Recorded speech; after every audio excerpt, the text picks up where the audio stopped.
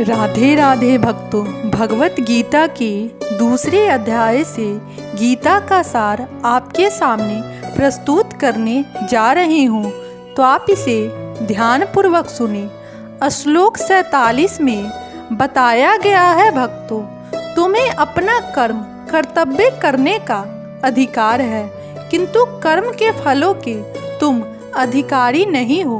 तुम न तो कभी अपने आप को अपने कर्मों के फलों का कारण मानो, न ही कर्म न करने में कभी आसक्त हो। अब इस श्लोक का विस्तार में अध्ययन हुआ है, भक्तों। यहाँ पर 3 विचारणीय बातें हैं: कर्म, स्वधर्म, विकर्म तथा अकर्म।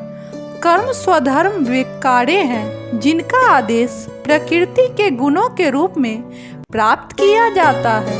अधिकारी की संपत्ति के बिना किए गए कर्म विकर्म कहलाते हैं, और अकर्म का अर्थ है अपने कर्मों को न करना।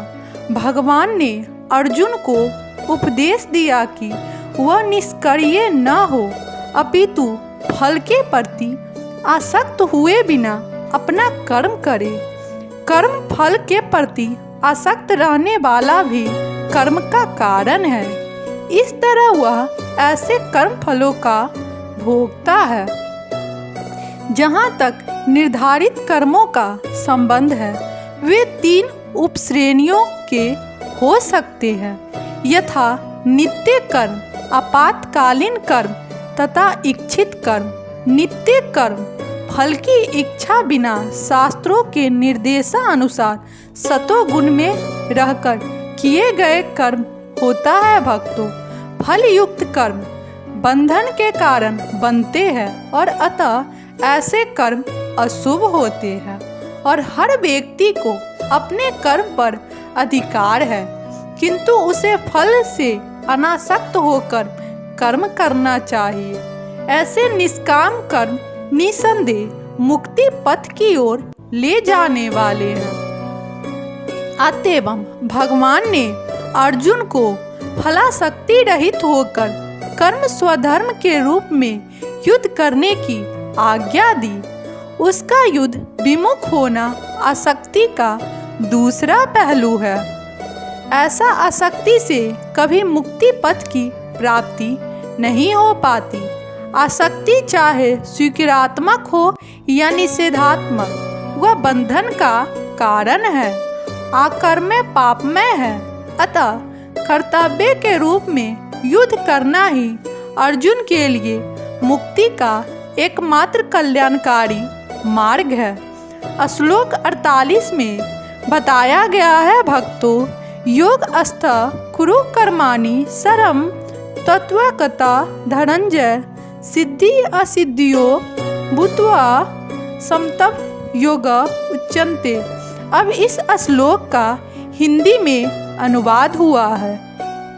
हे अर्जुन, जय अथवा पराजय की समस्त आसक्ति त्याग कर संभाव से अपना कर्म करो, ऐसी समता योग कहलाती है। अब इस श्लोक का विस्तार में अध्ययन हुआ है, भक्तों। कृष्ण अर्जुन से कहते हैं कि वह योग में स्थित होकर कर्म करे। और योग है क्या?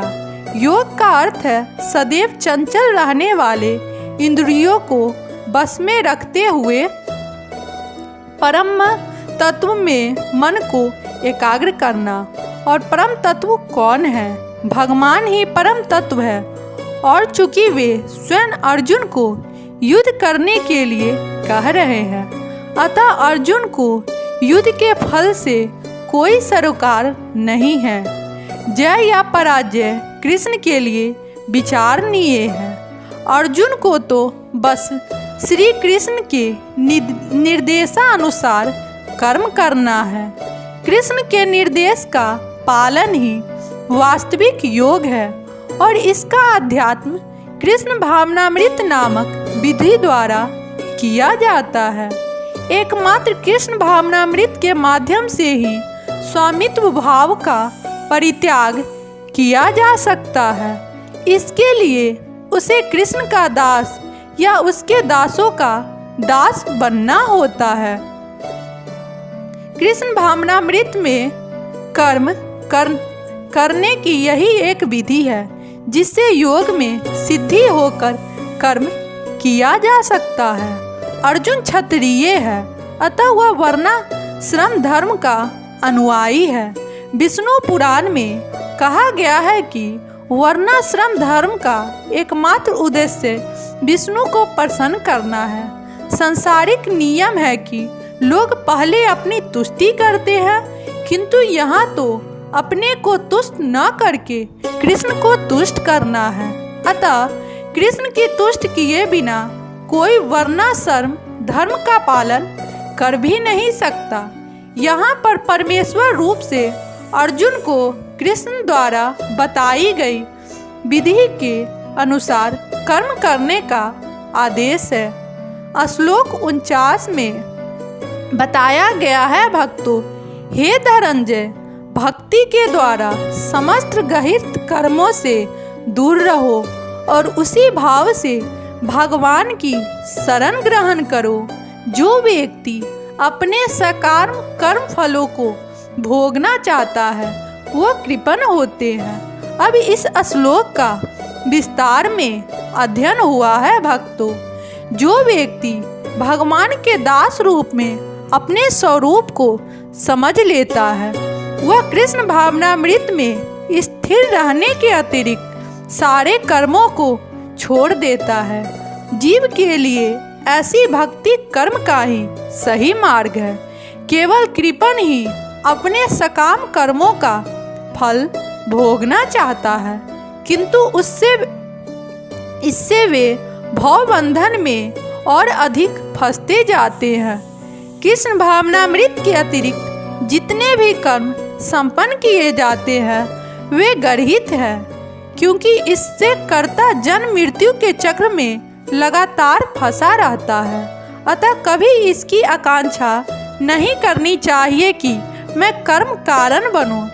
कृष्ण भावनामृत में हर कार्य कृष्ण की तुष्टि के लिए किया जाना चाहिए। कृपणों को यह ज्ञात नहीं है कि दैवस्य या कठोर श्रम से अर्जित संपत्ति का किस तरह सदुपयोग करे।